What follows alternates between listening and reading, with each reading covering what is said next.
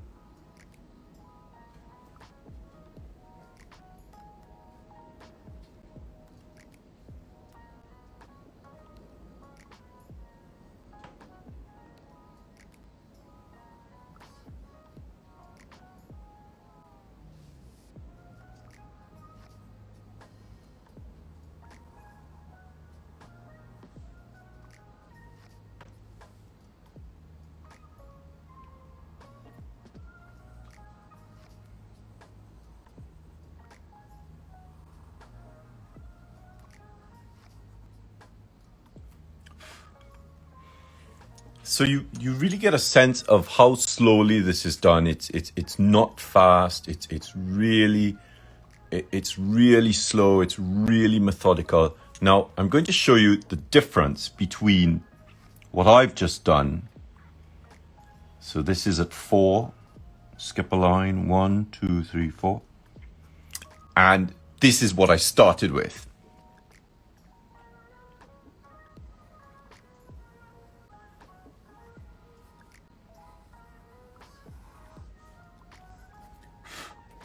So you see a huge difference in deposition. So learning to control this tool was the first port of call with trying to get a better sense of the writing. So I went from that to this.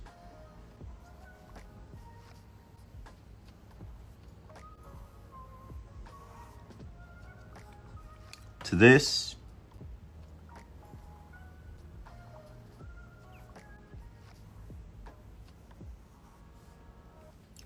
To this.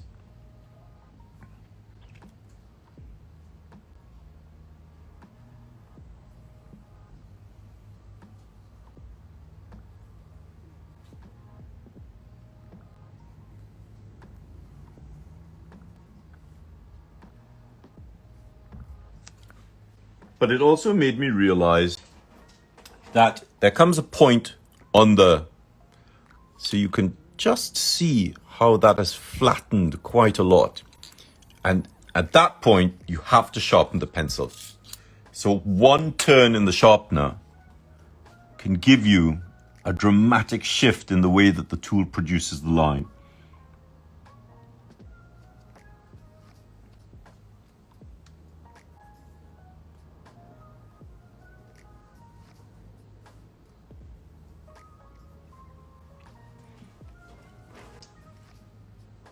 So all of these really tiny variations help us to understand that once you learn to control the pencil, you really gain so much more control over the pointed flexible nib.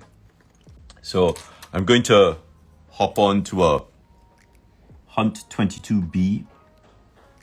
So I'm using some what's it called? I'm using some London Graphic Centre layout paper with my own grid, plus the Tom Norton's original Walnut ink, a Hunt 22B nib. And I'm going to start off with the structure of this shape. So remember, you're starting with a hairline.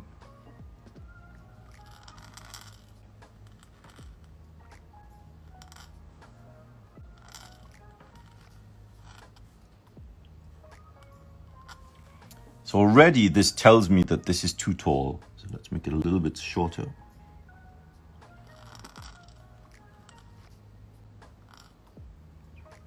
And because it's a nib, I can only get pressure in this direction if the nib is that direction. But I can't get it here and here unless I rotate. So I'm going to sacrifice the weight on the entrance to have a weight at the top.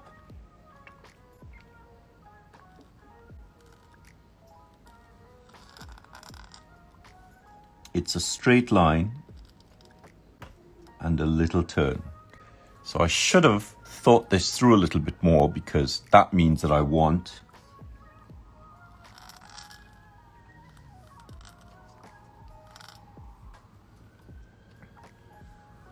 now look at what I'm going to do here. So I've gone here.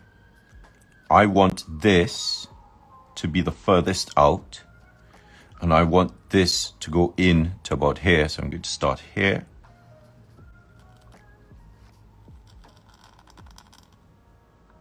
And I'm going to turn the tool back to the 55 to make a straight line so I can have some weight there. So all of this, all of this has to happen before you can pick this up. Now, this is not like the F that I've recorded from the 17th century version. So that looks like this.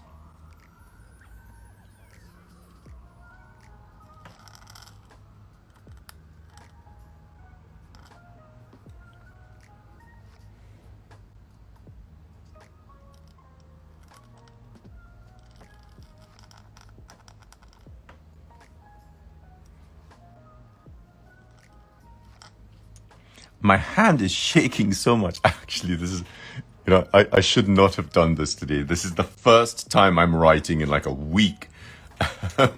So, now, if you're just starting off, this is what you can expect to happen. Remember, leave a space, going down 4.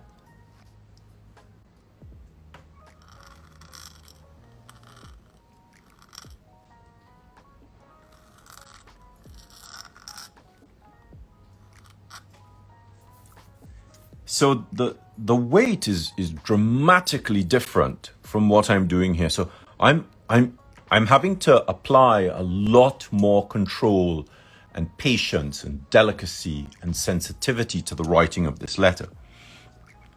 Inhale, exhale, inhale, exhale, inhale. Turn the pen.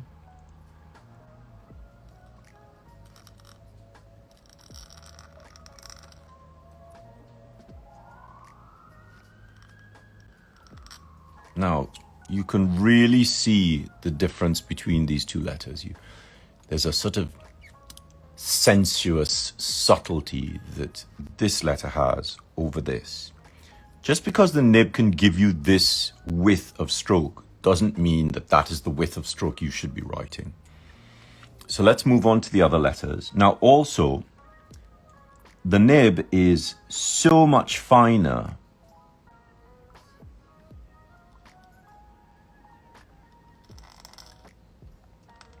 than the pencil that you have to take into consideration that the duration of this stroke with a pencil is considerably more difficult with a finer tool. So it might actually work better to work a little bit lower.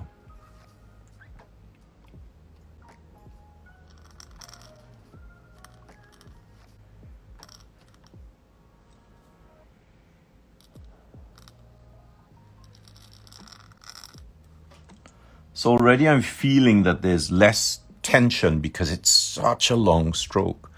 So I'm being a little bit more careful with it. So it's really important that you understand that the width of the line and the length, which I tend to call duration because it's how long you take to write it. That is really important in how it relates to the tool itself. So let's get a little bit more practice in.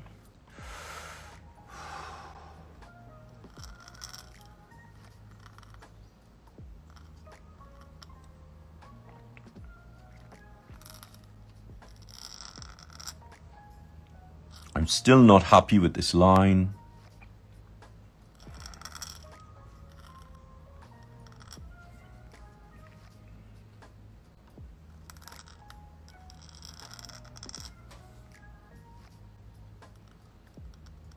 There we go. So I'm starting to feel better about the shapes.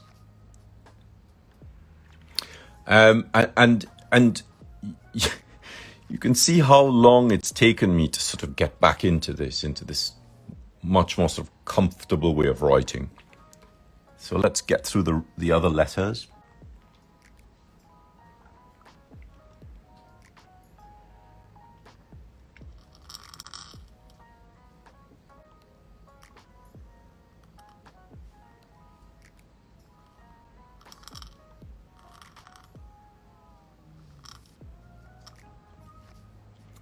And my P for reference is this.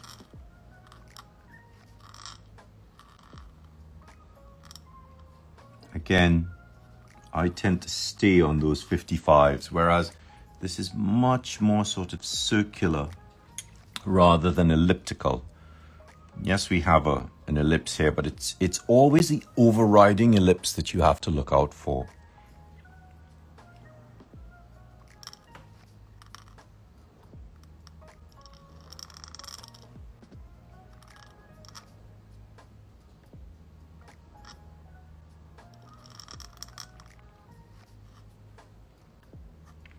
So this is too wide and this is too narrow.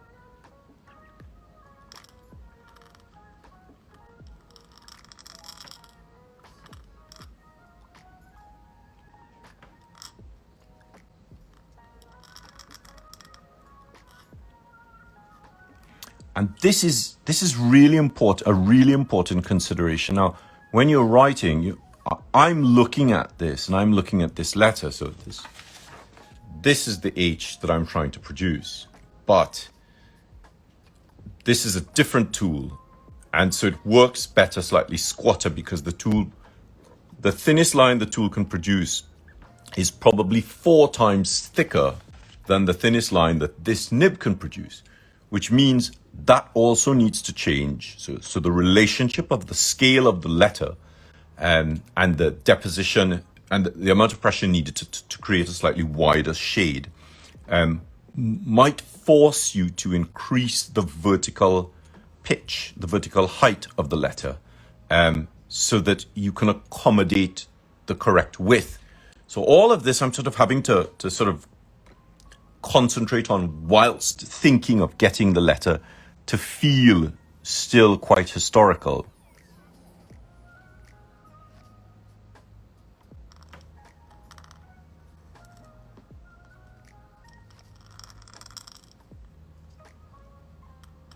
Now, believe it or not, this is actually a T.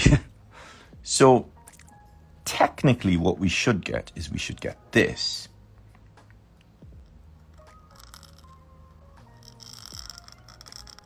Turn on the point and turn on the point and a little bit of pressure. I give myself a heart attack there. All right, so I can see that there are lots of comments coming through, so I'm going to hold the phone. Give me a second. Oh, there are not as many comments as I thought. Where are they?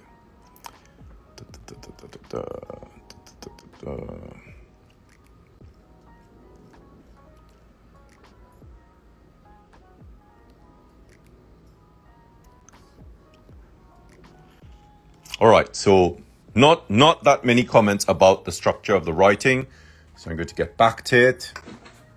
So if you have a question about the writing itself, or about the structure of the letters, then please, just let me know. All right, so I want to get through this page. So we're here.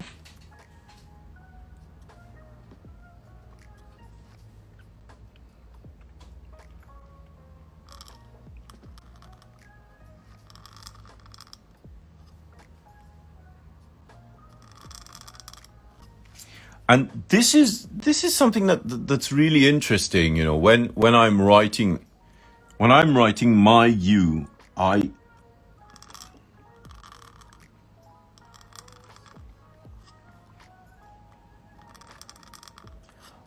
really adamant that all of this is on that 55. And one of the things I noticed in the 17th century is they have a tendency to use the one thing I always tell people to not do. There is a tendency to produce a wiggle. So in the 17th century, they do this.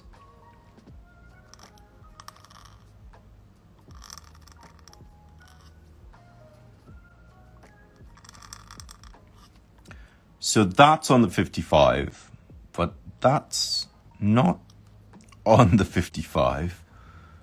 And, there's sort of, there's an axial sort of twist where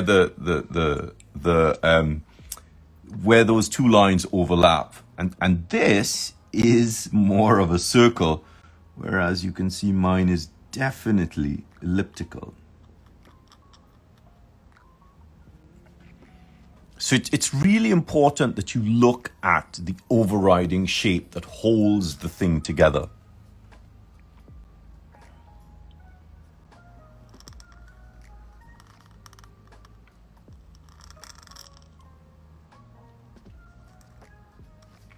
And there are lots of these kinds of shapes. I find this so fascinating because this varies considerably. So you also have this.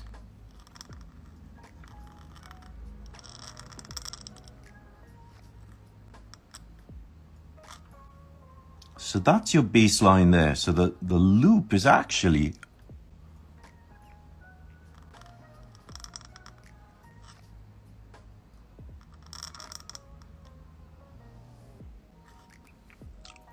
halfway up the X height.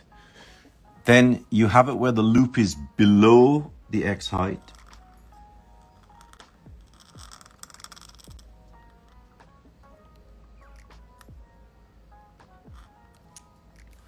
So that's your X height there. So some really amazing little variations which dramatically alter the structure of the letter. And of course, notice how high this is. So you might find that in order to go lower, you have to drop the letter.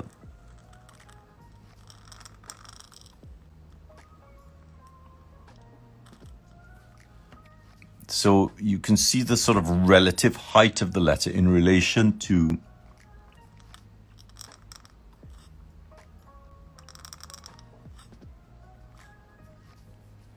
the minuscules. Okay, so where are we at? See some comments as well.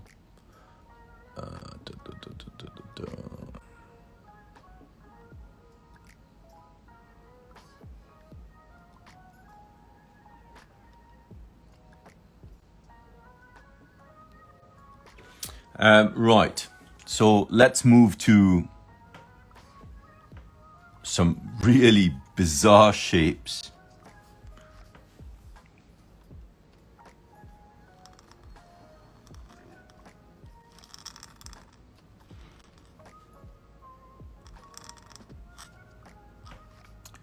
So that's a letter A, which I sort of struggled with until I saw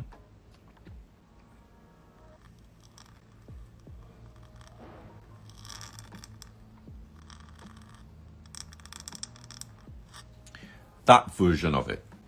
And you could almost connect this to that.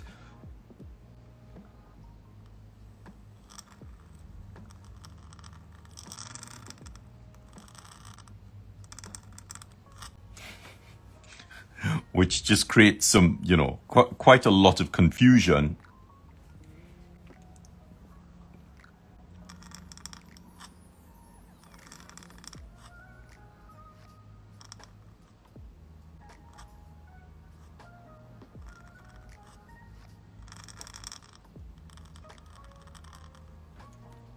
Until you start adding some minuscules to give you a little bit more interest. And obviously to make it a little bit more legible. This R I absolutely loved.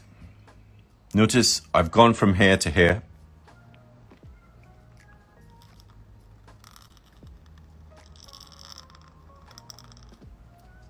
And I'm moving back to here.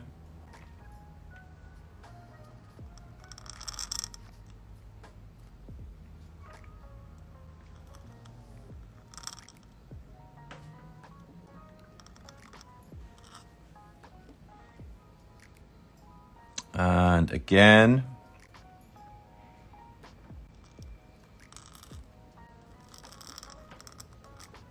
Lift up. And move this into here so you can see. Lift up. Lift the hand up. Turn the nib. Go back through the shape. and pick it up there.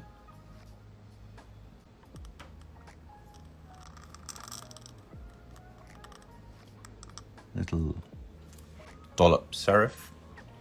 So that's really quite important that you know, even though you've turned the tool to face to be parallel with the baseline, once you've made the shape, in order to get the shade here and here, you have to go up, lift off the page, turn your hand and the tool, go back through the movement, and then drop the nib into the ink and continue up and back and down. So what you're seeing is, you're seeing this. Now, you can do it in one go. So what you would do is, you would do this.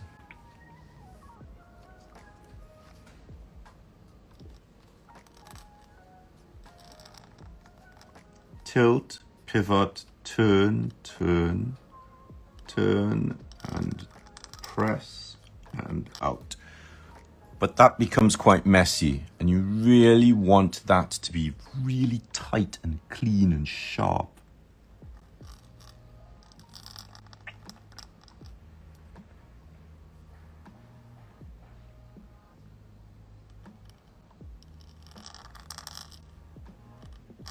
So you see how fine these hairlines are, and you see how clunky this is. So that gives you a sense of that sort of flow and movement.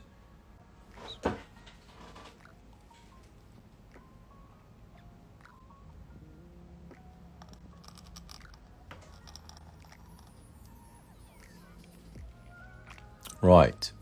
Now to start with a ball serif, go up, down,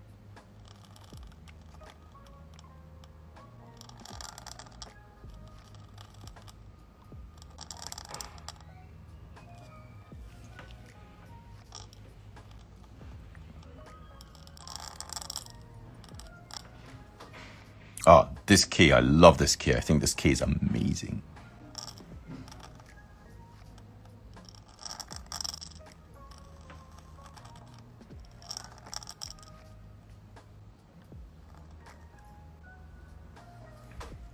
So that's the key at 3. So we're going to do it just a little bit taller.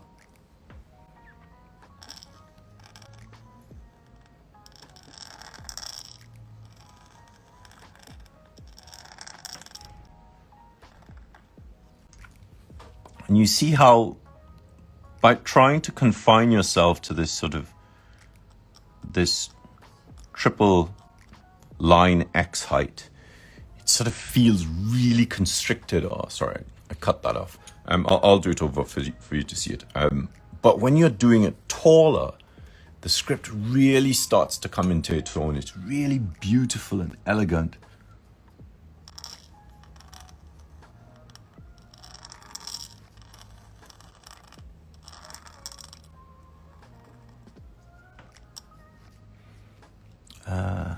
The J.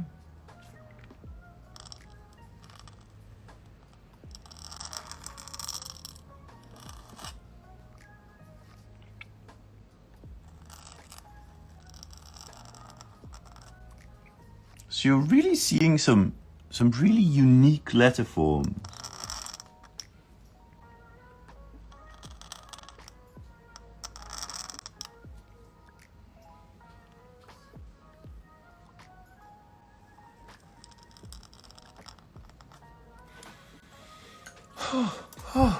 Wow. Okay, let's get the phone out of the jig so you can see the whole sheet.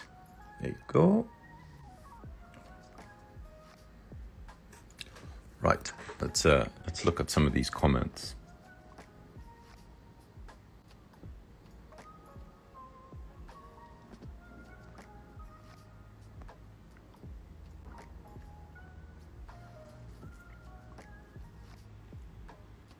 You can close the comments yourself. You just have to double tap on them.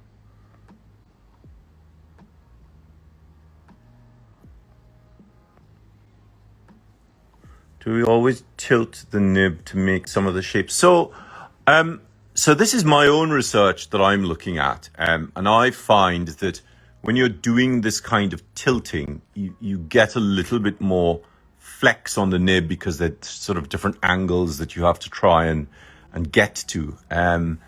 It's something that I've been working on. It's sort of a new concept on how we can produce sort of different types of lines. Right, now I'm going to swap this. Let's get this off.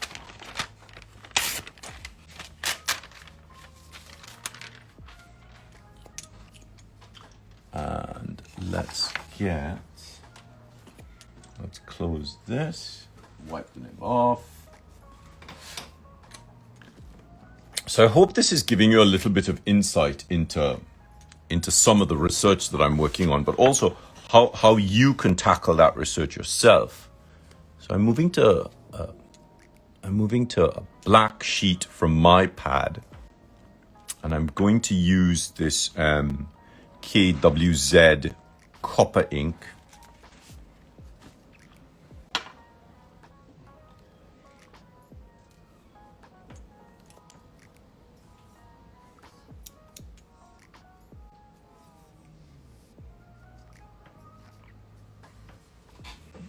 Right, so let's get these letters again.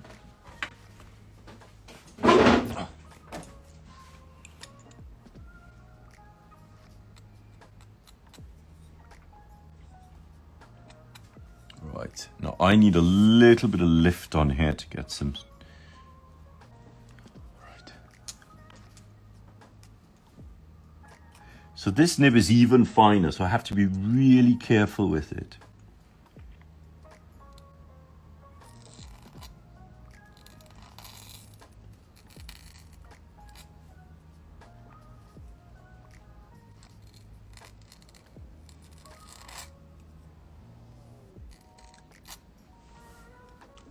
Maybe I'll zoom in a little bit.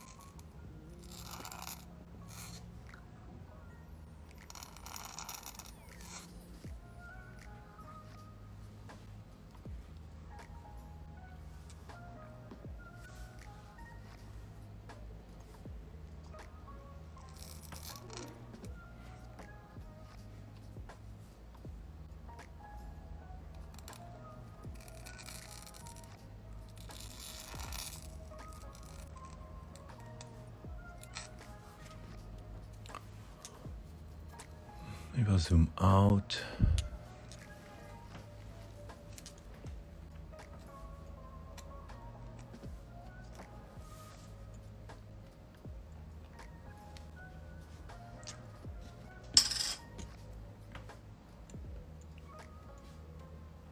So the variations on the L.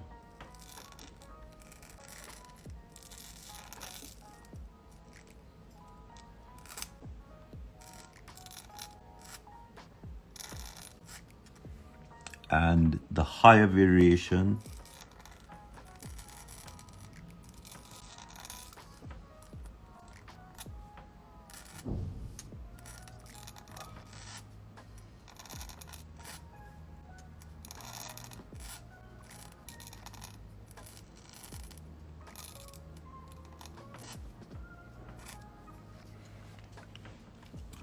and that A variation.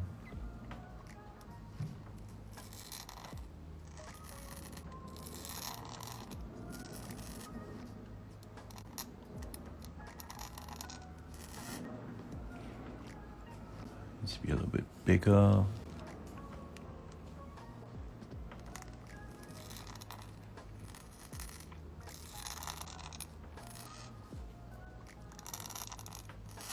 Of course, one of the things that I noticed with these 18th century A's is they don't follow. So if I did an A like this, I would probably do this.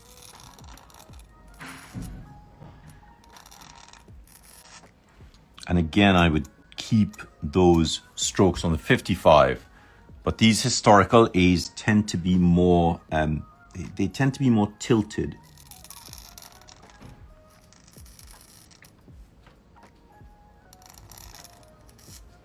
And so this bowl is at a very different axis to the to this downstroke. So that's really quite an important consideration of these 17th century letters. Maybe I'll skip 2 lines rather than 1.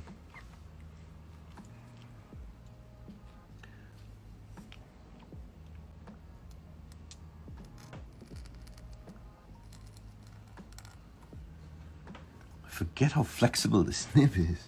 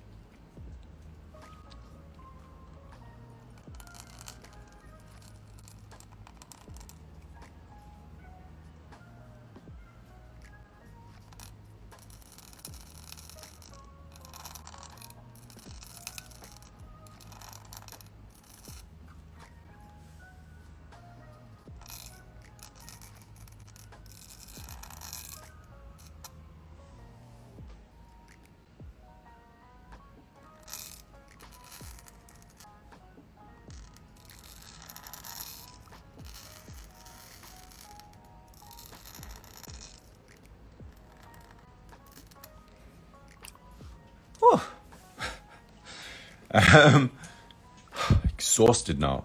So these letters take a lot more out of you to produce. They're really much more sort of invasive. They're much more technical, and there's a lot of sort of very, very slow breathing.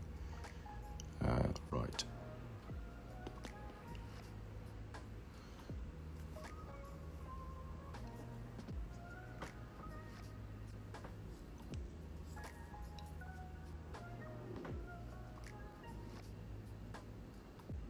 So I'm only really looking at these historical letters that I've been doing research on, rather than looking at how the ligatures work on them. All right. Whew, absolutely exhausted now. All right. So I'll leave this in the Copperplate script variations folder on my IGTV.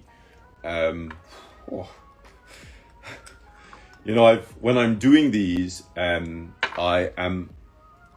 just being conscious of producing what I see in the 17th century manuals that I've been working with,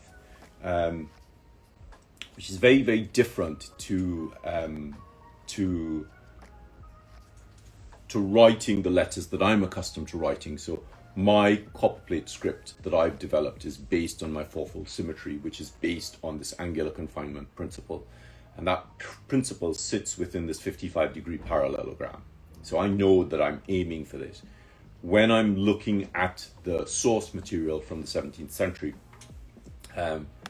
it's a very different experience, because I have to take all my knowledge and understanding of tool work and line shape and structure and form, and put that into a different sort of mode to produce these 17th century letters, because the letters are not, they're not bounded by a 55-degree parallelogram. So I'm having to think of trying to keep this shape that is not exactly the shape that I know, so that I can reproduce the letter by allowing the level of skill that I have to help with the shapes in the letter, but not have it conform to the 55 degrees, which is very, very difficult. And of course, trying to explain what I'm trying to do as well, whilst going through this, is really difficult. Why do you think there's this deviation in the angle of stroke? You know, Copperplate script is written anywhere between 50 to 57 degrees. There are lots of things to consider when you're looking at the structure of the stroke. Like, where were they writing? You know, you're sitting at your desk and you're comfortable and you're warm and the ink is flowing and the paper is great. And they might be on a dock, standing at a slanted table, making notes on ledgers. And the ledger has to be kept open while the wind is blowing. And so there's all of this other stuff happening for them, which we never really think about because we're just sitting at our desks and writing. The shapes of the letters are different because, of course, as we move from cancelleresca, cursiva, into what I refer to as Proto-English Roundhand, which is not quite English Roundhand. And then we see the evolution of things like Italienne and a sort of a blending of some of the Jan van der Velde scripts that we see in the Netherlands, and the Ronde is developing in France at the same time. So there's a lot of sort of jostling of scripts, and the ink's different because, of course, the paper in England is different to the paper in France, in Italy, in Germany, in the Netherlands. The tools are different, the inks are different. So there's a lot to sort of consider about what's happening whilst writing, and that's one of the reasons that I've found this research so invigorating, because we have great materials at our disposal. We have really amazing materials that just that allow us to produce good lettering, because the inks work really well with the nibs and with the papers. And historically, when you look at Italian papers from the Amalfi Coast, some of the beautiful sort of 16th and 17th century papers from Italy are made for cancelleresca, and they're not made for copperplate. So the fibers are not as compressed and they're a little bit looser. So as soon as you have ink, the fibers start to pull away a little bit from the surface. That's the alarm being tested. And as they're pulling away from the surface, there's a tendency for those fragments of those filaments of paper to drag along the surface and make little blotches.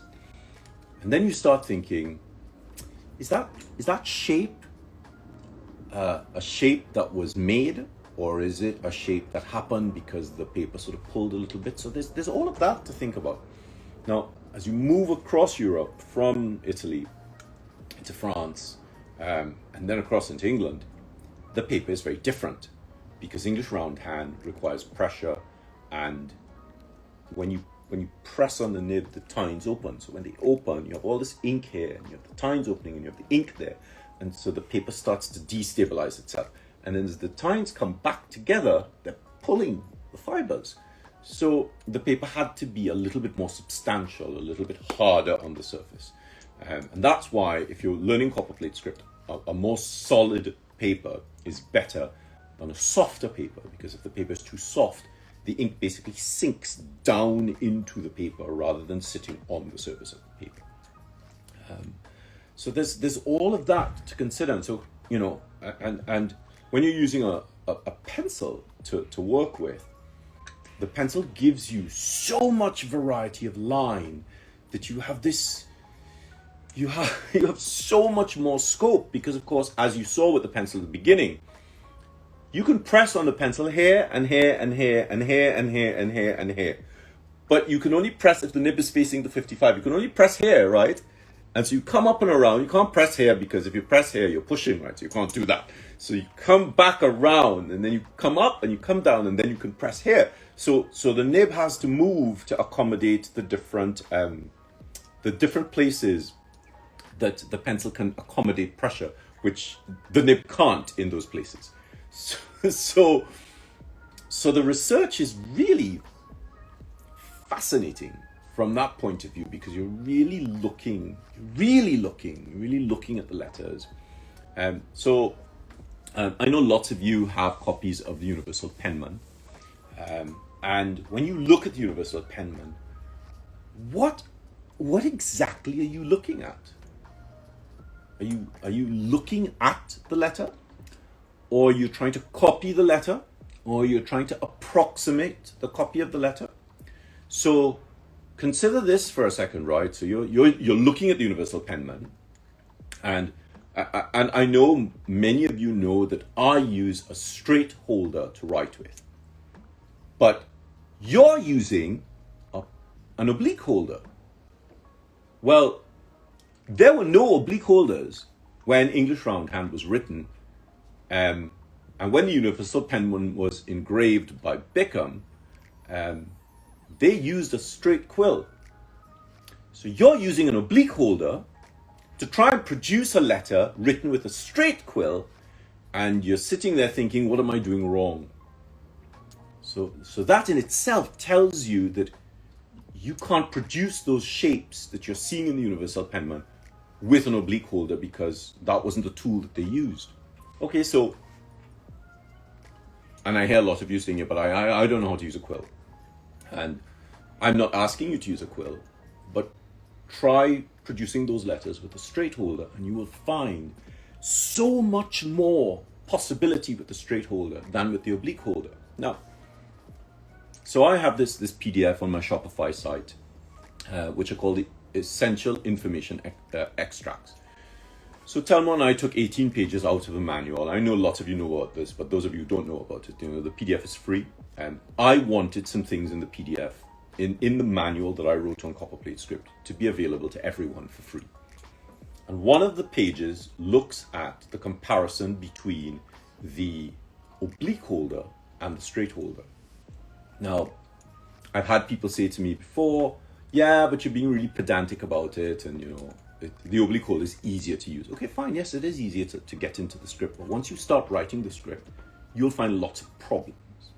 You don't know what the problem is, but you're experiencing the problem. So how do you cross the top of a majuscule T or an F?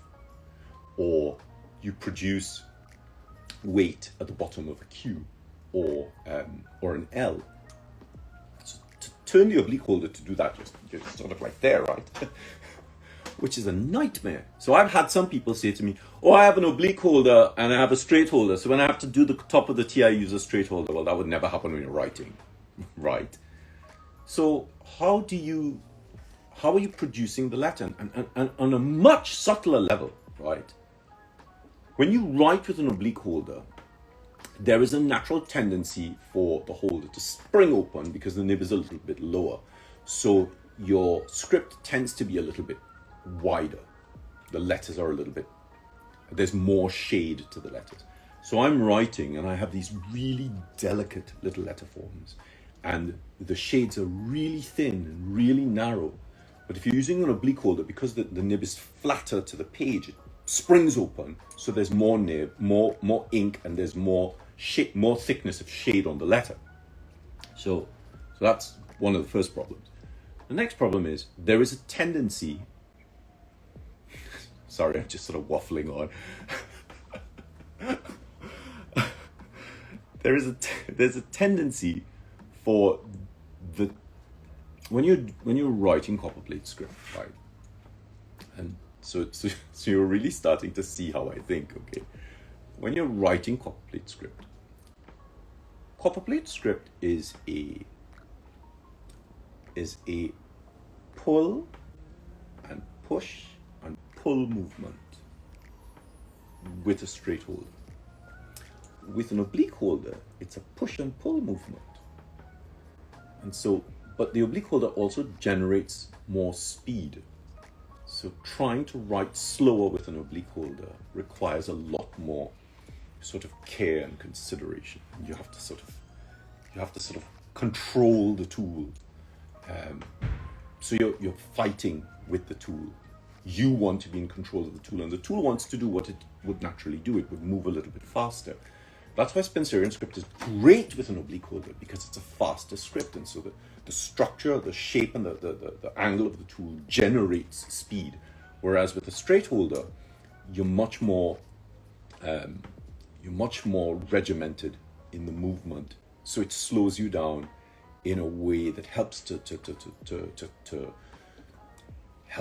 helps you to construct the letters a little bit slower and a little bit more rhythmically, whereas an oblique holder in Spencerian script creates this slightly sort of galloping effect across the page, which is what the script looks like, what it feels like.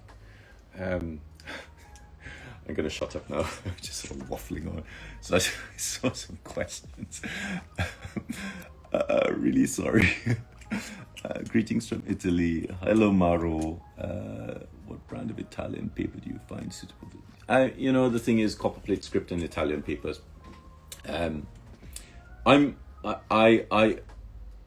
Fabriano has some great papers. For me, the Fabriano 5 is probably the best paper to do Copperplate script on. Fabriano Artistico, yes, but you have to be a little bit careful, because with Artistico you want to use gouache and not ink, because there's too much liquid in the ink and it causes the fibers to release. So it's all about the solidity and density of the paper. Considering it will be used by a novice. Okay, so if it's going to be used by a novice, then you wouldn't want to use the nibs that I use. So I wouldn't suggest you use a 122B or a Gillot 303. Probably suggest something more along the lines of I wouldn't suggest a Nico G either, because you have to press so hard with a Nico G that you're actually training yourself in really bad habits. The aim of Copperplate script is for you to learn delicacy of touch, and a Nico G doesn't teach you that. Now, the guys at Calligraphy have just sent to me some new Nikos, some new nibs that Nico are making, and I'll have a look at those. Where are we? Tuesday? Maybe sometime later this week, or maybe early next week. And for square nibs. So that's a whole other question. So let's see.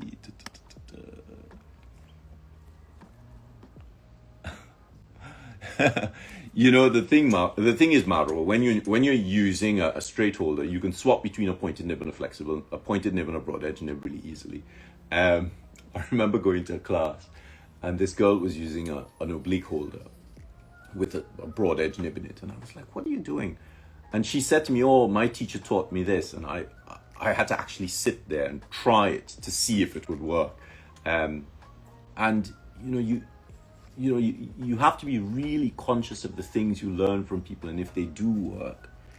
Any tips for left-handers? So, Ozpa, have a look at the PA Scribe Shopify site. You'll find it in my bio. Download the essential information extracts, and there's a lot of information in there for left-handers. How to tackle the pen.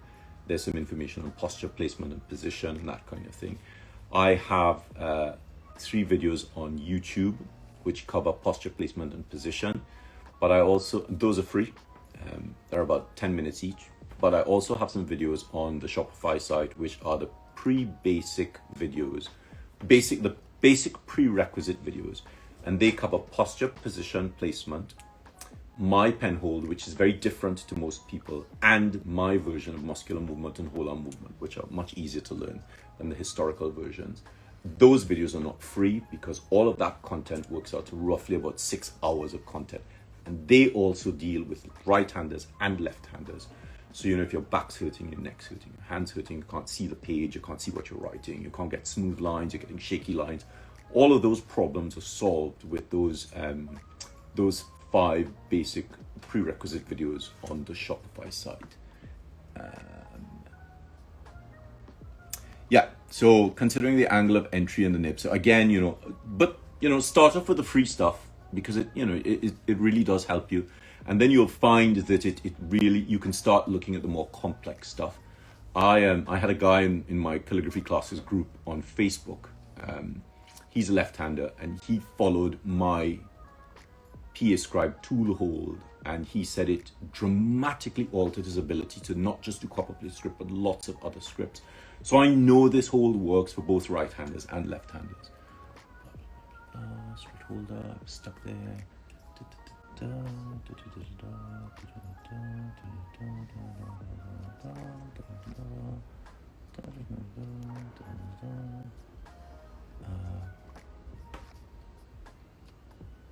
Why are we learning about the psychology behind calligraphy? Yeah, well, calligraphy is a psychological thing. I've had a few people ask me to do a talk on my perception of calligraphy as a healer. So I nearly lost the use of my thumb through repetitive strain, and I started studying Reiki as a result of that. And because of the Reiki, and I used to sing, and so because of the Reiki and the singing and the rhythm and the breathing, I started to see really interesting connections energetically on how writing works and why we're connected to our writing. Some of you use writing to release tension. Some of you look at other people writing and you really feel the sort of structure of the writing. You really feel it in your heart, and your heart chakra starts to churn. And if when you're writing, I'm talking about goose flesh all down the back of my neck. If when you're writing, you start to pay attention to how you're feeling, you'll find that it's sort of centered around the heart. The heart starts to get warm, and you might feel a little bit more emotional. I'll get into that in another live when I have more time. What's a good nib ink combo for your blue pad? All right. So all of the pads have a QR code on the back. Yeah. You see that QR code? So just scan that QR code, and that QR code has a ton of information. And all of that information that you need about the pads is on that QR code. There are lots of videos. There are 15 or 16 alphabets that I've put up in the QR code, which Telmo and I have worked really hard to get to you. And there is an explanation about the blue pads in there. So please look at that information. It also teaches you where the light needs to sit for the black pad. So please look at the information. Those of you who have the pads, can I see some hearts for those of you who have the pads? No hearts. Nobody has the pad. Oh my gosh. Those of you who have the pads, just please scan the QR code, use the information in there. It's all free. There is a ton of information to help you. Hearts, yay! People have pads. Am I on Skillshare? No, I'm not on Skillshare, not yet. You're more than welcome, Mauro. Just next time I come to Italy, when I can't travel, you need to feed me, because I love Italian food. Actually, my favorite restaurant in Italy is actually is a little restaurant called Trattoria da Mauro in Milan. So let's see. I'll look at the links. So I'll post this. I'll post this live in my PA Scribe IGTV Copperplate variations, as it's part of that. But I'll also post it on YouTube so that some of you have better access to it. practicing Copperplate with an oblique holder since a year, and I've just started reading your Copperplate manual. Thank you very much, Reach. It's really making a difference. I'm glad the manual is making a difference. So there are also some meditation lives that I did during lockdown, and you can find those. You can find them on Instagram, in my IGTV, but you can also find them on YouTube, on my PS Grab YouTube channel. And they're really good, those meditations, if you're feeling really stressed or tense, or you know, just the situation of COVID is getting to you. Please use the meditations. They're really helpful.